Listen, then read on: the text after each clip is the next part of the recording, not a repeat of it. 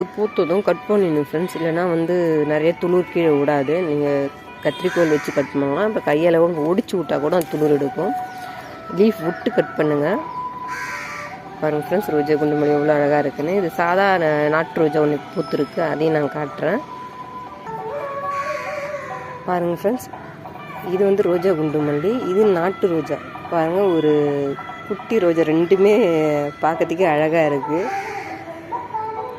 நான் இது நர்சரியில் தான் வாங்கினேன். இந்த ரோஜா குண்டு மல்லியை வாங்கும்போது ஒரு 30 ரூபாய்க்கு தான் கொடுத்தாங்க. எனக்கு பூலாம் பூக்கலை, ஆனால் 30 ரூபாய்க்கு கொடுத்தாங்க. ஆனால் இது ஒரு ரேட்டு 250 ரூபான்னு சொல்கிறாங்க. அவங்க 3 லீஃபாக இருக்குதான், அவங்க பாருமா அப்படி பிடிச்சி பாருமா அப்படின்னாங்க. அப்புறம் தான் பிடிச்சி பார்த்தா 3 லீஃபாக இருந்தது. அப்புறம் பூ பூத்தா அப்புறம் தான் ஒரு ரோஜா குண்டு மல்லின்னு எனக்கு தெரியும். பாருங்கள் ஃப்ரெண்ட்ஸ், எவ்வளோ அழகாக இருக்குன்னு. நர்சரியில் கேட்கும்போது ரோஜா குண்டு மல்லின்னு கேட்டு வாங்க ஃப்ரெண்ட்ஸ்.